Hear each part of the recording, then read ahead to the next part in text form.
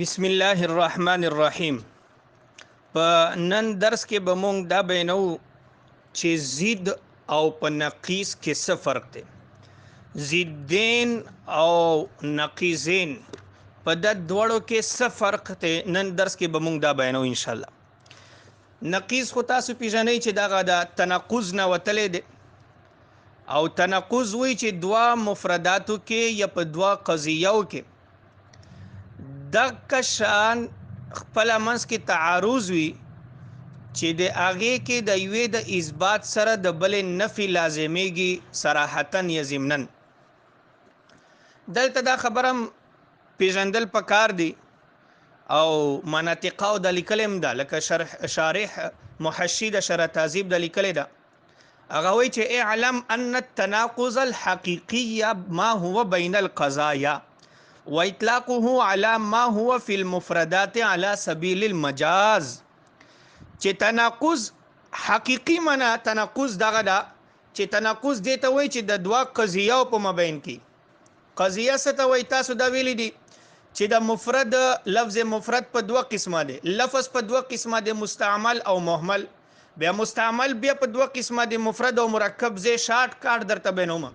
مرکب بیا په دوه قسمه باندې دي، ناقص او تام.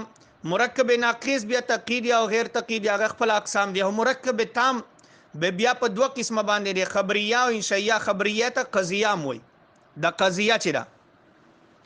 نو تناقض حقیقی چې هغه د قضایا په مابین کې حقیقی معنا د تناقض دغه قضیه، لکه زید عالم او زید ليس بعالم. زید عالم دی یو قضیه دغه ده، دومره قضیه او دومره جمله دغه ده چې زید عالم نه دی. اوس دې دوړو کې تناقض دی، زید خو بلا عالم می او لا با نه عالم. دا نشي کېدای چې زید عالم هم دی او عالم نه هم دی، او نه دا کېدای شي چې دوړه نه دې ته تناقض. بهرحال دا تناقض دی.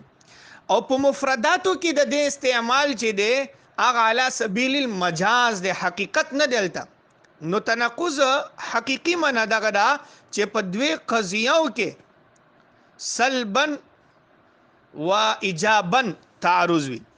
بهرحال دا تناقض دی چې کله په مفرداتو کې تناقض القضايا خو مشهور دی، هغه به تاسو ویلي. تناقض القضايا هو اختلاف القضيتين بالايجاب والسلب بحيث يقتضي لذاته صدق احداهما كذب الاخرى كقولنا زيد انسان زيد ليس بانسان. کتاب التعریفات میر سید شریف جرجانی.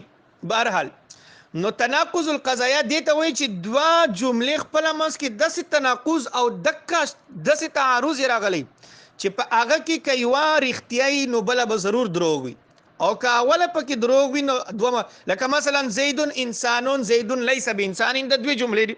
زید انسان دی او زید انسان نه دی. اوس دا نشي کېدای چې زید نه انسان دی او زید انسان هم دی، او نه دا کېدای شي چې زید انسان هم دی او انسان هم نه دی. نه، یا خو به زید انسانی یا به د قضیه رښتیاي، خو که د رښتیا نه ده د دروغ ده بیا به بله دروغ وي، زید لیس بانسان. بهرحال او نقیض کل شیء رفعه دیته نقیض وای. د هر سیز ضد او برعکس چې کوم وي، د هر سیز سلب. لکه مثلا انسان غیر انسان، زید غیر زید، بکر غیر بکر. بهرحال دیته نقیض ویل کېږي. مونږ به دیته راشو چې د ضد او په نقیض کې څه فرق دی، ضدین څه ته وایي او نقیضین څه ته وایي، او آیا په دې کې فرق شته دی که نشته دی. نو په دې کې دوه اقوال دي.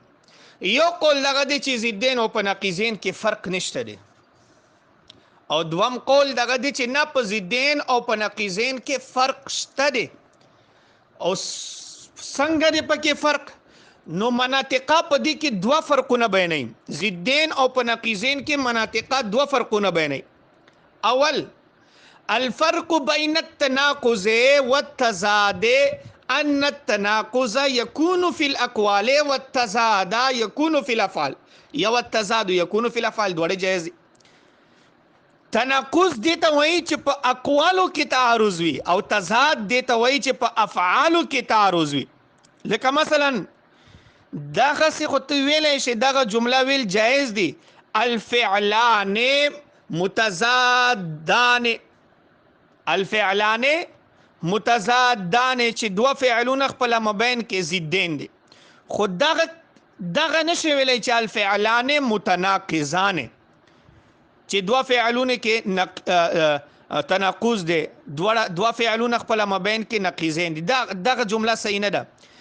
دا تناقض چې دی د اقوالو سره خاص دی، القولان متناقضان، دغه ویل صحیح دي. او د تضاد او ضدین چې دی د فعل سره خاص دی. یو فرق پکې دا بیان شوی دی چې تناقض یکون فی الاقوال او تضاد یکون فی الافعال. یو فرق پکې دا بیان شوی دی. او دوم فرق پکې دا بیان شوی دی چې نه، نقیضین دی ته وایي چې دوه څیزونه خپله مابین کې داسې حیثیت لري چې د یو د ثبوت د اثبات سره د بل نفي لازمي، او داسې چې دواړه نه جمع کېدی شي او نه دواړه ختمېدی شي. دې ته ویل کېږي چې ارتفاع نقیضین او اجتماع نقیضین. نقیضین هغه دوه څیزونو ته وایي چې هغه دواړو ارتفاع او اجتماع دا دواړې نه جایز وي، دا دواړې نه ممکن وي. دې ته ویل کېږي چې نقیضین. او دې ته به تاسو ویلي چې دې ته قضیه حقیقیه هم وایي. د قضیه چې مونږ بحث کوو وي د قضیه بیا دوه قسمه دي، حملیه او شرطیه. به حملیه به شرطیه بیا په دوه قسمه ده، متصله او منفصله. بیا منفصله بیا په دوه قسمه ده، به اعتبار صدق و کذب و به اعتبار ذات مقدم و طالب. به اعتبار صدق و کذب قضیه شرطیه منفصله بیا په درې قسمه ده، قضیه حقیقیه، مانعة الجمع، مانعة الخلو. د قضیه حقیقیه کې چې کوم تناقض او ضد وي دې ته ویل کېږي چې نقیضین. لکه مثلا زید انسان، دا یوه قضیه ده، یوه جمله ده. دومه قضیه ده زید لیس بانسان. اوله ده چې زید انسان، زید انسان دی. دومه ده چې زید لیس بانسان، زید انسان نه دی. اوس ګوره دا نشي کېدی، دا خبره ناممکنه ده چې مونږ دا ووایو چې زید انسان هم دی او انسان نه هم دی. دواړه چې زید انسان هم وي او انسان نه وي، حیوان ناطق دی هم او حیوان ناطق د سلب او نفی هم شوی د حیوان ناطق نه دی. دا دواړه نشي کېدی. ضروري ده چې زید خو به یا انسان وي او یا به انسان نه یا به بل حیوان وي. خو دا دواړه نشي کېدی چې مونږ دا وایو چې زید انسان هم دی او انسان نه هم دی. او دکه شان د دواړو ارتفاع هم نه ممکنه ده چې د دواړې نه. یعنی دا نشي کېدی چې مونږ دا وایو چې زید نه انسان دی او زید انسان دی، دغه هم نه ده. نه، یوه پکې ضروري ده، زید به یا انسان وي او یا به انسان نه وي. که ته وایې چې زید انسان دی بلیس به انسان، دغه نه دی. او که ته وایې چې زید لیس به انسان به زید انسان، چې انسان کومه قضیه ده هغه مرتفع شوه. بهرحال ضدین دې ته وایي چې دوه څیزونه او د هغې اجتماع او ارتفاع دا دواړه ناممکنه وي. دې ته ویل کېږي چې نقیضین. او ضدین دې ته ویل کېږي چې دوه څیزونو په مابین کې تعارض وي، خو داسې حیثیت سره چې هغه دواړه جمع کېدی خو نشي. یعنی جمع د هغه اجتماع چې هغه ناممکنه، خو دواړه ارتفاع ممکنه. یعنی دا کېدی شي چې دواړه نه، لکه چې مونږ ورته وایو چې مانعة الجمع، جمع کېدل د دواړو ناممکن دي.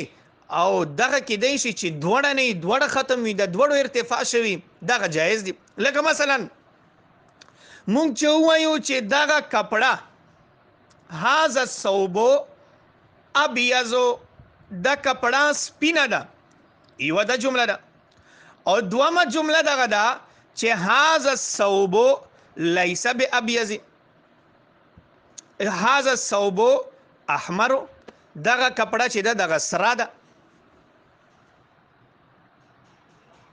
ٹھیک شو؟ یوه کپړه ده او مونږ دا وایو چې هذا الثوب اما ابیض و اما احمر. دغه کپڑا یا خو سپینه ده او یا سره ده، یا هذا الثوب اما ابیض و اما اسود. دغه کپڑا یا خو سپینه ده او یا توره ده. اوس ګوره د اما اسود و اما ابیض، د اسود و ابیض د خپل مبین کې ضدین دي، د خپل مبین کې ضدین دي. ضدین دا مطلب چې یعنی جمع کېدای نشي. دا نه ممکنه ده چې یو کپڑا او یو سیز هغه په یو محل کې سپینه همي توره همي، نه، یا خو به سپینه او یا به توره. اجتماع ناممکنه ده. او د کېدای شي چې نه سپینه او نه توره بلکې دوړې نه، هغه تکه سره، هغه شنه، هغه زیړ رنګ ولوي، بل رنګ ولوي. نو بهرحال قضیه حقیقیه چې اجتماع ممکن ناممکنه او ارتفاع هم، د دوړو قضیو کېدل هم ممکن غلط وي او نه کېدل هم غلط وي. دې ته ویل کېږي چې نقیضین. په نقیضینو کې ارتفاع هم ناجایزه ده او اجتماع هم ناجایزه ده. او ضدین هغه دوه متعارض سیزونو ته وایي چې دوی په مابین کې تعارض خوي، خو اجتماع ناممکنه، ارتفاع جایزه وي. لکه په الفاظ دیگر چې طالبان خپل اصطلاح کې تیسیر المنطق کې به تاسو ویلي ورته وایي چې مانعت الجمع. بهرحال نو دا د ضدینو او د نقیضینو په مابین کې فرق دی.